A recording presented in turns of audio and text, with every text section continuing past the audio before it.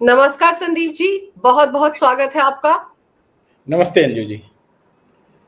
Sandeep ji, supreme court में दूसरे दिन वक्फ कानून पर जो सुनवाई हुई है, जिस तरह से एक हफ्ते का टाइम केंद्र सरकार को दिया गया है जवाब दाखिल करने के लिए, कि पूरा घटनाक्रम जो आज हुआ है उसका लबोलुबाब क्या है? देखिए, अभी जो मीडिया में अपनी पीठ थपथपा रहे हैं सभी लोग, असली बात तो तब पता चलेगी जब ऑर्डर सीट टाइप होकर के सुप्रीम कोर्ट की वेबसाइट पे पड़ जाएगी। क्यों? क्योंकि सुप्रीम कोर्ट इस बात को कल ही से समझ रही है। क्योंकि देखिए, कल इंटरिम ऑर्डर पास करते करते चीफ जस्टिस साहब रह गए। आज इन लोगों को उम्मीद थी कि कोई इंटरिम ऑर्डर मिलेगा, आज भी कोई इंटरिम ऑर्डर नहीं मिला। क्यों? क्योंकि एक संसद द्वारा पारित कानून है और संसद द्वारा पारित कानून को इस तरह से बिना डिटेल सुनवाई के कोई इंटरिम ऑर्डर पास नहीं किया जा सकता। यह पॉइंट जो है कल तुषार मेहता जी ने उठाया था अदालत के सामने। दूसरी बात, अदालत खुद ही नहीं चाह रही है कि वह कहीं से यह मैसेज देना चाहती है कि मतलब संसद द्वारा बनाए गए कानून से या संसद से टकराव की मुद्रा में सुप्रीम कोर्ट है। तो सुप्रीम कोर्ट ने दो चीजें की। पहली बात तो कि मौका दिया इसमें जो है जवाब देने का, और साथ में कोई इंटरिम ऑर्डर अभी तक पास नहीं किया है। साथ में जाते जाते चीफ जस्टिस साहब ने कहा कि हम देखेंगे कि उस समय अगर कोई आवश्यक होगा तो इंटरिम ऑर्डर पास करेंगे। मतलब आज से 7 दिन बाद, फिर उसके बाद 5 दिन रिजॉइंडर का टाइम, और जो 5 मई की तारीख फिक्स की है उस 5 मई को हम देखेंगे कि क्या कोई इसमें इंटरिम ऑर्डर पास किया जा सकता है। तो आउटराइटली जो लोग बहुत ज्यादा शोर मचा रहे हैं बाहर जाकर के कि अदालत में हमारी जीत हो गई, ऐसी हो गई, वैसी हो गई, आप देखिए तीसरी हियरिंग होगी 5 मई को, तब तक पक्षकारों के हाथ में कोई इंटरिम ऑर्डर अदालत का नहीं होगा। यहाँ जो भी बात कही गई है वह तुषार मेहता जी की तरफ से, अपनी तरफ से कही गई है कि हम स्टेटस को मेंटेन कर लेते हैं। क्योंकि कल भी उन्होंने कहा था कि हम तो डे टू डे हियरिंग के लिए तैयार हैं, कोई आसमान तो गिर नहीं जा रहा है, चलो एक हफ्ते के लिए और सही, एक हफ्ते के लिए हम स्टेटस को मेंटेन कर लेते हैं। तो यहाँ से अदालत से कोई आदेश पास नहीं हुआ, बल्कि तुषार मेहता साहब ने खुद ही, या ये कहें केंद्र सरकार ने खुद ही कहा है कि जैसे इतने दिन सही, एक हफ्ते में कुछ नहीं जा रहा है, चलो जल्दी से जल्दी सुनवाई करके खत्म करते हैं मामले को जो है। और संदीप जी, केंद्र सरकार के तरफ से सॉलिसिटर जनरल ने जो बातें कही, या हम कहें एक कदम वो पीछे हटे, एक हफ्ते का टाइम मांगा, उसको तो बड़े अलग अलग तरीके से पेश किया जा रहा है कि केंद्र सरकार की हार हो गई, जोरदार तमाचा लगा। देखिए किस तरह से सुप्रीम कोर्ट ने भी इशारा कर दिया है फिर से कि अब अंतरिम आदेश पारित किया जाएगा। ये सारी बातें जो है वो कहीं ना कहीं लोगों को कंफ्यूज कर रही हैं। क्योंकि जैसे वो ये 3 पॉइंट जो है जो मैं आपके सामने रखना चाह रही हूँ, आप प्लीज दर्शकों को इसके बारे में विस्तार से बताइए कि वक्फ बोर्ड पर केंद्र के जवाब तक वक्फ संपत्ति की स्थिति नहीं बदलेगी। यानी कि इस कानून के बनने से जो बातें होने लगी थी वो अब नहीं होंगी, जैसे बोर्ड में या काउंसिल में गैर मुसलमानों को शामिल करने की बात थी, वो सब कुछ कम से कम 5 मई तक नहीं होगा, ये मानकर चला जाए। बिल्कुल बिल्कुल बिल्कुल, आपने तीनों पॉइंट जो लिखे हुए हैं यहाँ पे, तीनों ही वाजिब है और इसमें कहीं से भी कोई विरोधाभास नहीं है। अभी तक जो बात है कि स्टेटस को केंद्र सरकार मेंटेन करेगी, और साथ में राज्य सरकारों की भी बात हुई कि राज्य सरकारें जो यहाँ पर पार्टी नहीं है उनको भी एक तरह से आदेश है कि आपको भी यह देख के चलना है कि स्टेटस को तो मेंटेन करना ही है, और अगली पार्टियां भी जो है स्टेटस को मेंटेन करेंगी। और कोर्ट से वक्फ घोषित संपत्ति डी नोटिफाई नहीं होगी, वो वक्फ बाय यूज हो या वक्फ बाय डीड हो। सर, सबसे ज्यादा पेंच जो है वो वक्फ बाय यूजर को लेकर फंसा हुआ है। ये क्या है, क्यों इसको लेकर इतनी ज्यादा आपत्ति है इन सब लोगों को? देखिए, सारा बात तो है कि लिखा पढ़ी का ही मामला फंस रहा है, और ये वक्फ बाय यूजर ही एक ऐसा वक्फ है जो खाता न वही जो मुतवल्ली कहे वही सही। क्यों? क्योंकि इसके कहीं रिकॉर्ड नहीं है। एक लंबे समय से उपयोग में होने वाले वक्फ जो है, अब लोगों ने बहुत बड़े बड़े उदाहरण दे दिए कि जामा मस्जिद हो गई, ये भी वक्फ बाई यूसेज है, और भी उदाहरण दिए गए। मैं सबसे बड़ी बात कर रहा हूँ, कोई जामा मस्जिद लेने नहीं जा रही है केंद्र सरकार आपकी, लेकिन ऐसे वक्फ जिसका एक लंबे समय से कब्जा चल रहा है लेकिन कोई रिकॉर्ड नहीं है, मैं तो कह रहा हूं, अगर आज को जामा मस्जिद को केंद्र सरकार कहे कि हम लेना चाहते हैं और वक्फ बाई यूसेज ये नहीं है, तो जामा मस्जिद के बाद इतने रिकॉर्ड तो होंगे कागज दिखाने के लिए कि वो ले आके केंद्र सरकार को दिखा देगी कि देखो जी 10 साल से हम बिजली का बिल दे रहे हैं, हाउस टैक्स दे रहे हैं, हम इस पे काबिज है, हमारा वक्फ चला रहा है। लेकिन ऐसे वक्फ जिनका कहीं कोई हिसाब किताब ही नहीं है, जहां कहीं कोई रिकॉर्ड ही नहीं मेंटेन हो रहा, मैं रिकॉर्ड मेंटेन करने की नहीं कह रहा हूं, वक्फ डीड आप मेंटेन करिए, फिनेंशियल ट्रांजैक्शन जो कर रहे हैं, मीटिंग्स जो कर रहे हैं, मिनट्स जो शेयर कर रहे हैं, कुछ तो आप रिकॉर्ड रजिस्टर मेंटेन करते होंगे। उन सब चीजों से आप अपने वक्फ बाई यूसेज को जो है स्थापित कर सकते हैं। और अगर आपने प्रॉपर पेपर मेंटेन किया होगा तो आपको तो डरने की जरूरत ही नहीं है, भले आपके पास वक्फ डीड हो चाहे ना हो। वक्फ डीड की यहाँ कोई मांग ही नहीं कर रहा है आपसे वक्फ बाई यूसेज में। आपसे तो बस यही कहा जाएगा कि आप दिखा दीजिए कि भैया 10 साल 15 साल 5 साल 6 साल जितने साल से भी आप वक्फ का प्रॉपर्टी पे काबिज हैं या यूज कर रहे हैं, उसका कुछ तो रिकॉर्ड आपने मेंटेन किया होगा, कुछ तो लिखा पढ़ी करी होगी। तो वक्फ बाई यूसेज यही है जिसमें कोई प्रॉपर प्रॉपर्टी जो है एक व्यक्ति द्वारा या संस्था द्वारा अल्लाह के नाम में अंतरित नहीं की जाती है या वक्फ के उद्देश्य के लिए अंतरित नहीं की जाती है, बल्कि एक लंबे समय से वो चला आ रहा है जिसका कोई रिकॉर्ड इस तरह से नहीं मेंटेन है।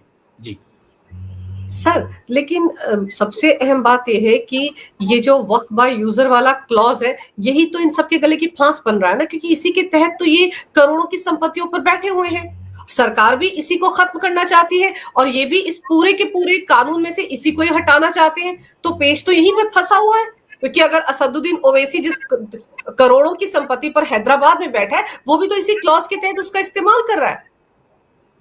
वक्फ बाई यूसेज से ही दिक्कत है, क्योंकि यहाँ पर होता क्या है कि किराया एक्चुअल में किसी प्रॉपर्टी का लिया जा रहा है 10,000 रुपए और कागज में चढ़ रहे हैं 113 रुपए 110 रुपए।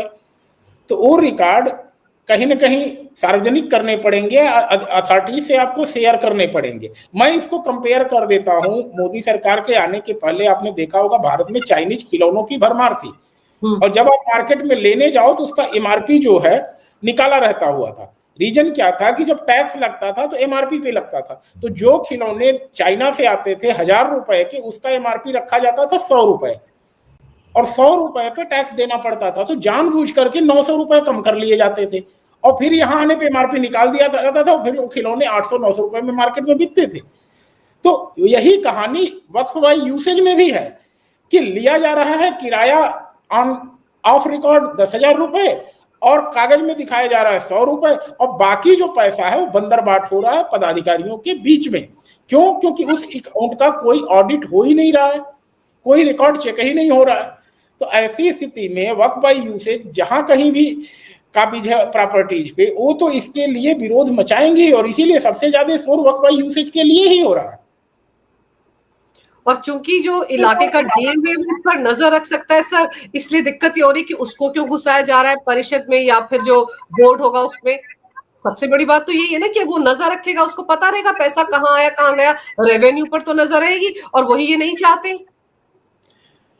बिल्कुल, और मैं कहूँ कि जो रजिस्टर्ड वक्फ है उसके लिए दिक्कत नहीं है। क्यों? क्योंकि वक्फ रजिस्टर्ड मतलब जैसे आप कोई सोसाइटी रजिस्टर कराते हैं, ट्रस्ट रजिस्टर कराते हैं, उसका हर साल आपको कंप्लायंस फाइल करना पड़ता है, और यह जिम्मेदारी वक्फ बाई यूसेज में कहीं है ही नहीं।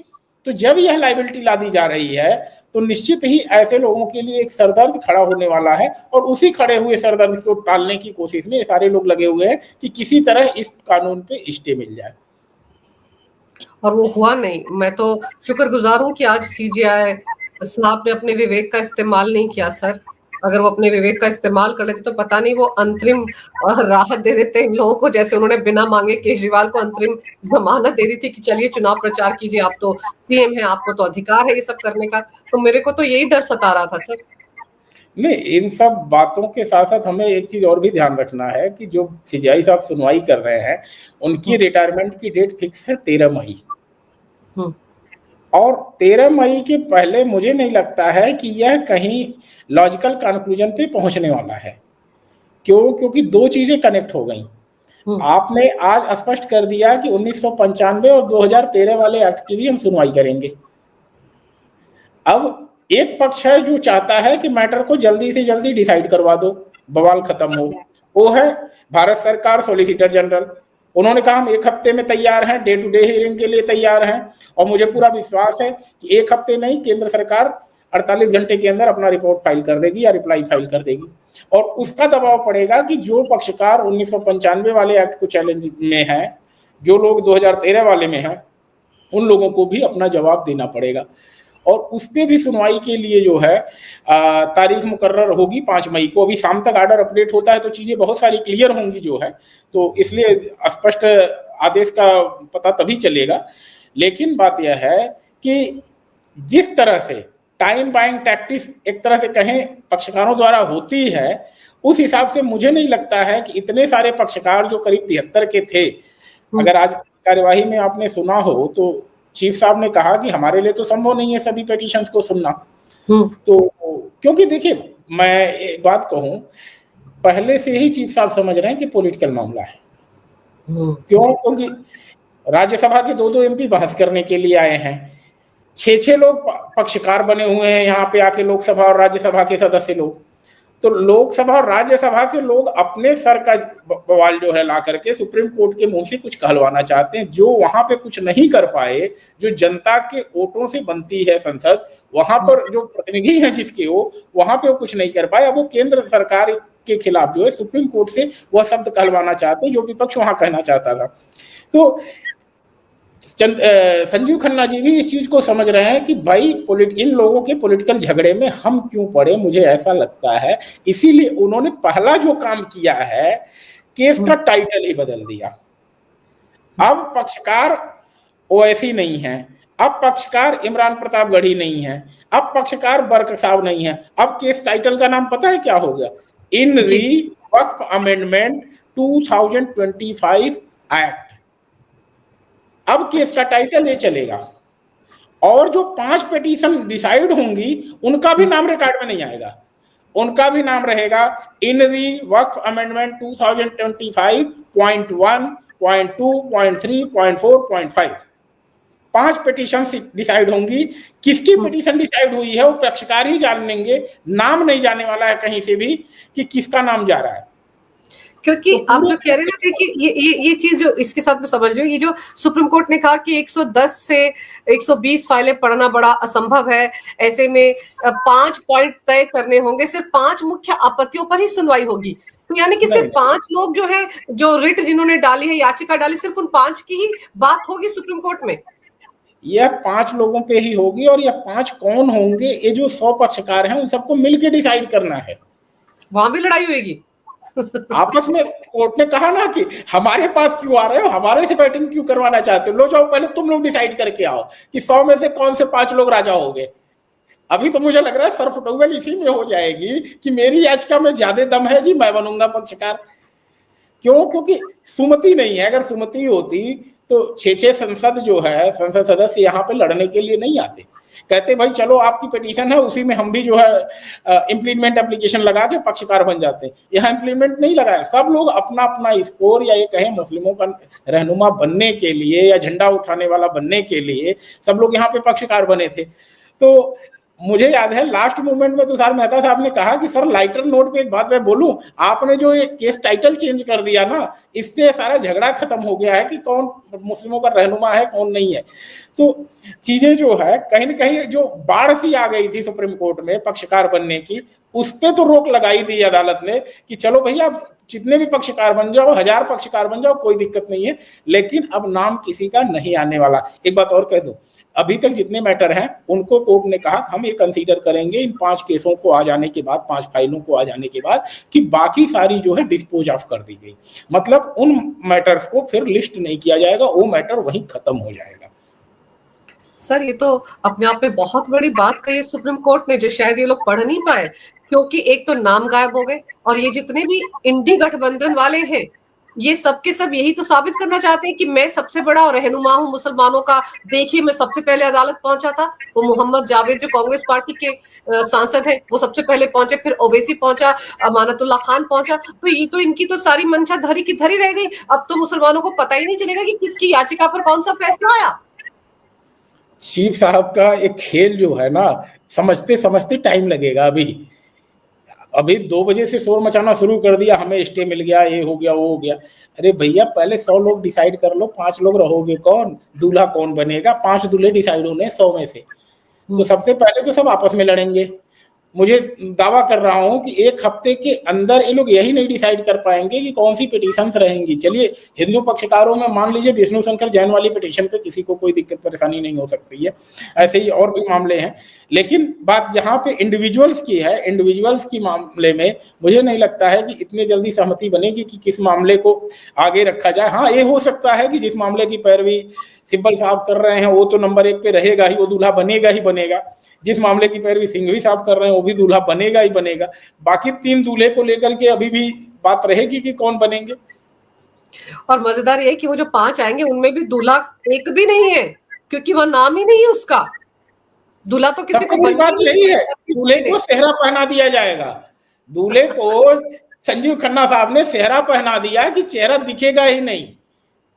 ये अभी तो समझ में नहीं आया होगा सर।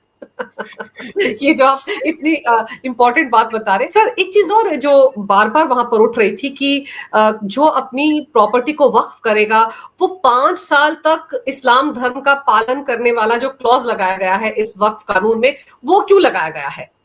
नहीं देखिए, अगर एक बात बताइए, एक शांतिप्रिय इलाके में मान लीजिए मेरी बहुत बड़ी जमीन है, तो क्योंकि गैर इस्लामिक तो वक्फ कर ही नहीं सकता है, तो मेरे को फोर्स किया गया कि भाई आप कन्वर्ट हो जाओ और कन्वर्ट होके इसको वक्फ कर दो। तो आज अगर कन्वर्ट हो रहा हूं और कल मैं वक्फ कर दे रहा हूं, तो फिर तो ये चीजें जो है बहुत ही बड़ा प्रेशर उन अल्पसंख्यकों के साथ होगा। उस एरिया के अल्पसंख्यक मैं बोल रहा हूँ तो अल्पसंख्यक से समझिए हिंदुओं या नॉन मुस्लिम्स की बात मैं कर रहा हूँ, उन नॉन मुस्लिम्स के ऊपर अनड्यू प्रेशर बनाने की बात होगी कि भैया तुम आज इस्लाम कन्वर्ट करो, कल अपनी प्रॉपर्टी यहाँ दे करके यहाँ से रफा दफा हो जाओ। क्योंकि आप जगह जगह देख रहे हैं आज समाज में ऐसी घटनाएं आती हैं कि जहाँ पे लोग लिखते हैं कि घर बिकाऊ है, मैं छोड़ के जा रहा हूँ एरिया से। और मुर्शिदाबाद की घटनाएं आपने देखी भी, दिल्ली में भी कुछ जगह लोगों ने लगाए थे घर पे अपने पोस्टर जो है इस तरह के। तो अगर यह कंडीशन रखी जाएगी तो कम से कम आज मुसलमान बनाना और तुरंत प्रॉपर्टी हड़प लेना यह चीज नहीं हो पाएगी। कन्वर्जन 5 साल इसलिए दे दिया गया कि कम से कम अगर आप किसी तरह से कन्वर्ट इस चीज में हुए हो या ये कहें किसी अनड्यू प्रेशर में हुए हो, तो उस चीज को आपके पास मौका हो कि आप अप्रोच कर पाएं अथॉरिटीज को, अपनी बात बता सकें कि मैं क्यों कन्वर्ट हुआ हूं, मुझे क्यों कन्वर्ट किया गया, सारी चीजें जो है अथॉरिटीज के नॉलेज में आ जाए। 5 साल में आसमान नहीं गिर रहा है। अगर आप वक्फ करना चाहते हो तो आप कर सकते हैं, क्या दिक्कत है, लेकिन वक्फ प्रभावी ही 5 साल बाद ही होगा। तो इसलिए मेरा लगता है कि कहीं न कहीं कन्वर्जन रोकने के लिए केंद्र सरकार ने कदम उठाया है। और अल्पसंख्यकों को, या कहें, मैं जब यहाँ पे रिपीट कर दे रहा हूँ, अल्पसंख्यकों मतलब हिंदुओं को, मुस्लिम बहुल एरिया के नॉन मुस्लिम्स को जो है प्रोटेक्ट करने के लिए यह क्लॉज रखा गया है, और कोई कारण इसके पीछे मुझे दिखाई नहीं देता है। और सर ये तो किसी की भी संपत्ति वक्फ के नाम पर हड़प लेते हैं, किसी के भी घर के सामने जाकर, वो आप देखिए कितने सारे हिंदुओं के गांव है, हिंदुओं का मंदिर है, जहां पर जाकर कह देते हैं कि ये वक्फ की प्रॉपर्टी है। तो वो भी तो रुकेगा ना इसके जरिए, क्योंकि तो कहीं भी जाकर बोर्ड लगा के खड़े हो जाते हैं। नहीं देखिए, एक बात, जो 5 साल वाला क्लाज रखा गया, सपोज करिए मिस्टर एक्स हैं जो किसी वाई रिलीजन को मानते हैं जो मुस्लिम नहीं है, तो एक्सपायर कर गए, और उसके बाद एरिया के जो मुतवल्ली हैं कोई ऐसे हैं, वो आके कहते हैं इनके पिताजी ने जमीन वक्फ कर दी थी। तो पहले तो ये डेट तो पता चलो कि किस दिन उन्होंने इस्लाम कबूल किया था। इस्लाम कबूल करने के बाद 5 साल जिंदा रहे, इस बात का भी तो रिकॉर्ड आना चाहिए।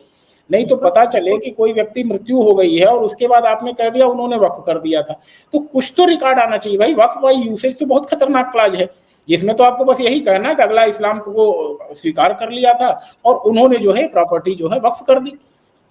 लेकिन जब यह 5 साल का क्लॉज होगा तो कूलिंग पीरियड जो दिया गया है, इस कूलिंग पीरियड का कुछ तो कुछ रिकॉर्ड उन परिवारों के पास होगा जिनको बारे में कहा जाएगा कि इन्होंने इस्लाम को कबूल किया था।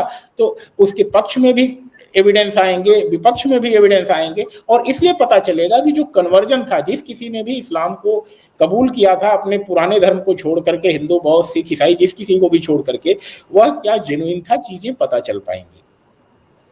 सर इसमें एक बात जो बार बार आ रही थी, जैसे कि कपिल सिब्बल साहब ने कल अपनी दलीलें रखी, क्या आज अभिषेक मनु सिंघवी को मौका मिला अपनी दलीलें रखने का या नहीं? नहीं, आज किसी को मौका नहीं मिला क्योंकि केंद्र सरकार पूरी तैयारी से आई थी और उन्होंने अपना सिर्फ एक ही बात कहा कि हम अपनी अंडरटेकिंग देने को तैयार हैं। बार बार रिपीट कर रहे थे, हालांकि कोर्ट ने अपना कोई ऑर्डर उस पर लिखवाया नहीं, लेकिन बार बार उन्होंने कहा कि हम 7 दिन के लिए, कोई आसमान नहीं गिर रहा, हम स्टे करने के लिए तैयार हैं और हम स्टेटस को मेंटेन करने के लिए तैयार हैं। और ऐसी सिचुएशन में आप डे टू डे हियरिंग के लिए मैटर अगर लगा रहे हैं तो कोई दिक्कत नहीं है। तो कोर्ट ने सिर्फ यही कहा कि आप चलिए, 1 हफ्ते के लिए जो है हमारे स्टेटस को पे उन्होंने डेट दी है और कोई इंटरिम ऑर्डर पास नहीं किया है। ऑन रिकॉर्ड कोई इंटरिम ऑर्डर पास नहीं हुआ है। सर, बहुत से लोग, जिसे हम लोग सोशल मीडिया पर सुनते हैं, बहुत से लोगों को लग रहा था कि सॉलिसिटर जनरल बहुत तैयारी के साथ नहीं आए थे, वो कल भी अपनी बातें बहुत ढंग से नहीं रख पाए और आज उन्होंने एक कदम पीछे ही खींच लिया। नहीं, इसको थोड़ा सा मैं मानता हूं कि एक एडवोकेसी की स्ट्रेटजी भी हो सकती है और सरकार की भी स्ट्रेटजी हो सकती है, क्योंकि हर बातें मीडिया के सामने बता करके या वकील अदालत को बता के अपने स्टेप्स नहीं आगे या पीछे करते हैं। कुछ ना कुछ उसके पीछे रीजनिंग हो सकती है। लेकिन जो बात आपने कही कि तैयारी का मामला, कुछ तो कुछ मुझे कमी दिखती है, क्योंकि जिस तरह से 2025 के अमेंडमेंट को लेकर के अदालत के अंदर बहस हुई, उस हिसाब से लास्ट मूवमेंट बोलने का मौका मिल रहा है या लास्ट मूवमेंट में उठाया जा रहा है 1995 या 2013 वाले अमेंडमेंट को लेकर के। तो कहीं न कहीं ऐसे पक्षकारों को आगे बढ़ करके अपनी बातों को कहना चाहिए था। और मुझे लगता है कि जब 5 मई को सुनवाई होगी तो उसमें ऐसे पक्षकार जो रिप्रेजेंट कर रहे हैं 1995 एक्ट को चैलेंज करने वाले या 2013 के एक्ट को चैलेंज करवाने वाले, वो अपनी बातों को मजबूती से अदालत के सामने रखेंगे, क्योंकि यही वो बेस केस है जिसके बिना 2025 के एक्ट की कोई बात ही नहीं हो सकती है। 1995 वाले एक्ट को जो करेक्ट किया गया वही तो 2025 है, और 1995 के एक्ट में जो करेक्ट किए जाने की आवश्यकता थी वही ग्राउंड है सुप्रीम कोर्ट के सामने 1995 के एक्ट को चैलेंज करने के। तो जो प्रेयर सुप्रीम कोर्ट से मांगी जा रही है, इन फैक्ट 2025 के अमेंड में वो सारी प्रेयर उसमें इम्प्लीमेंट हो चुकी है। तो अदालत के लिए बड़ा ही एक तरह से कहें डाइकोटमी वाली सिचुएशन होगी कि दोनों पिटीशंस को देखने के बाद सही जगह पे पहुंचना। क्यों? क्योंकि जो 1995 का एक्ट है वह कहीं न कहीं नेचुरल जस्टिस को वायलेट करता है, वह भी 14 को वायलेट करता है। तो जब 14 को वायलेट 2025 का कर रहा है तो और 1995 का भी कर रहा है, तो दोनों में एक बैलेंस बिठाने की आवश्यकता पड़ेगी, जिसमें अदालत को काफी मत्थापच्ची करनी पड़ सकती है। सर, एक चीज और है कि कार्यपालिका, विधायिका, न्यायपालिका, ये तीनों अलग अलग अपने काम कर रहे हैं। कानून बनाती है संसद, कानून का पालन करवाने की जिम्मेदारी सुप्रीम कोर्ट की है, न्यायपालिका की है, लेकिन ऐसा नहीं लग रहा कि इस मामले में जो कानून बना दिया गया, राष्ट्रपति ने दस्तखत कर दिए, उस मामले में कहीं ना कहीं दखल अंदाजी हो रही है सुप्रीम कोर्ट की तरफ से। अब सुप्रीम कोर्ट बड़ी फूक फूक के कदम रख रही है कि अगर कल ही कोई इंटरिम ऑर्डर आ गया होता तो शायद मैं इसको मानता कि सुप्रीम कोर्ट की दखलंदाजी है। लेकिन आप देखिए, दूसरे दिन की हियरिंग के बाद भी सुप्रीम कोर्ट ने कोई इंटरिम ऑर्डर नहीं पास किया। ये बात अलग रही कि इंटरिम ऑर्डर से रोकने के लिए ग्राउंड रखने में भी तुषार मेहता साहब ने जो है याद दिलाया कि डिटेल ऑर्डर बिना पक्षकारों को सुने जो है इंटरिम ऑर्डर नहीं पास किया जा सकता बिना डिटेल्ड हियरिंग के। तो सुप्रीम कोर्ट भी कहीं जल्दी में नहीं है इस मामले में कूद पड़ने के। लेकिन बात यह है कि हाँ, ऐसे मामले अगर आ रहे हैं अदालत के सामने तो अदालत को भी थोड़ा सा जो है विधायिका की भावनाओं का भी सम्मान करना चाहिए। क्यों? क्योंकि जहां पे 545 सांसद सदस्य बैठते हैं, जहां पे 250 के करीब राज्यसभा के सदस्य बैठते हैं, और एक बार दो बार नहीं, कुछ उसमें ऐसे हैं जो 5-5 बार लोग सभा जीत करके आते हैं, मतलब 25 साल का उनका राजनीतिक अनुभव रहता है, विधायी अनुभव रहता है। उन लोगों के किए गए काम पर अगर ऐसे लोग सवाल उठाएं जो कि 10 साल या 15 साल का अनुभव हो, खास करके ऊपर की बेंच में बैठने का, हाई कोर्ट या सुप्रीम कोर्ट का, तो कहीं से मतलब मुझे नहीं लगता है संविधान की मूल भावना का एक तरह से कहीं आदर होगा। हमें न्यायपालिका को अगर किसी कानून में कहीं कमी है जो बेसिक स्ट्रक्चर को वायलेट करती है, जो आर्टिकल कहते हैं हमारे 14 को वायलेट करती है, डायरेक्टली वायलेट करती है, ना कि इस तरह से प्रोसीजर्स को कहीं जाकर के कहना। तो सभी चीजों को देखते हुए अदालत को कोई दखल देना चाहिए। हर मामले में दखल देना विधायिका का जो है कहें थोड़ा सा बचना चाहिए अदालतों को भी। और दूसरा सर, अब ये जो एक हफ्ता ये बहुत चैलेंजिंग रहेगा केंद्र सरकार के लिए, क्योंकि जो जो सवाल उठाए गए हैं, पहला सवाल तो ये कि बाकी जो धर्म है उनके जो बोर्ड होते हैं, उनके जो काउंसिल होते हैं, उसमें क्या उस धर्म के अलावा दूसरे लोगों को भी नियुक्त किया जाता है या नहीं, ये सवाल तो सीजीआई ने पूछा था। तो इन सारे सवालों के जवाब तो केंद्र सरकार को देने पड़ेंगे। नहीं नहीं, देखिए होता क्या है ना कि जो बहस चलती है वह कहीं ऐसा नहीं है कि वो रिकॉर्ड में लिखे जा रहे हैं। वो बहस होती है, बहस का हिस्सा होता है, बस वो बात वहीं खत्म हो जाती है। अगर यह ग्राउंड पिटीशन में मेंशन नहीं होगी, मैंने कहा ना कि पहले डिसाइड तो कर लें कि 100 में से दूल्हा कौन सा होगा, जो दूल्हा होगा उसी के पिटीशन का रिप्लाई करना है। तो अगर ये लोग ये डिसाइड करने में कि 5 पिटीशन कौन सी होंगी उसमें अगर समय लगाते हैं, तो केंद्र सरकार के लिए तो जवाब देने में वैसे ही विलंब होना है। तो पहले अभी गेद जो है उन लोगों पिटिशनर्स के पाले में है कि डिसाइड कर लें कि कौन से 5 लोग बनेंगे और सेहरा लगा के दूल्हा बनेंगे, चेहरा नहीं दिखाना है। और जब दूल्हा बन जाएंगे तब डिसाइड करेगी कि केंद्र सरकार उस पर किसको पसंद करेगी, किसको नापसंद करेगी, यह चीज देखना होगा। तो आने वाले समय में पहली बात, जो 7 दिन का समय है वह शुरू ही तब होगा जब ये 5 पिटीशन डिसाइड कर लेंगे, खासकर पिटिशनर्स कि अपने ओवैसी साहब बनेंगे पिटिशनर, या फिर बर्क साहब बनेंगे, या फिर इमरान प्रतापगढ़ी जी बनेंगे। बिल्कुल। तो अभी तो सिर्फ मतलब वो कहते हैं ना, अभी तो लड़ाई झगड़ा इसी मुद्दे को लेकर होगा इनके बीच में, और शायद इनको सही तरीके से समझ भी नहीं आया। मुझे तो कई बार ऐसे लग रहा है जैसे नूरा कुश्ती हो रही है केंद्र सरकार और सुप्रीम कोर्ट के बीच में, और इनको मनाया जा रहा है। क्योंकि पहली चुनौती तो ये भी है ना सर कि जो वक्त कानून के नाम पर बंगाल में इतनी हिंसा हो रही है, उस पर भी तो रोक लगाई जानी चाहिए। तो 1 हफ्ते का टाइम या 5 मई तक का समय तो मिल गया, अब उनको भी चुप करवाना चाहिए इन लोगों को जो सड़कों पर उतरे हैं। तो देखते हैं कि इस चीज को ये कितना समझ पाते हैं, और 5 दूल्हे कौन बनते हैं सेहरा लगाकर। पहले तो सबसे बड़ी चुनौती इनके पास यही है, और उसके बाद ये भी देखना दिलचस्प होगा कि सरकार कब अपना जवाब हलफनामा जो है कोर्ट में पेश करती है। सर, आपने समय निकाला, बहुत ही विस्तार से सुप्रीम कोर्ट में हुई कार्रवाई के बारे में मेरे दर्शकों को समझाया। आपका बहुत बहुत धन्यवाद। नमस्कार। भारत माता की जय हो। वंदे मातरम। जय श्री राम। जय श्री राम। जय श्री राम।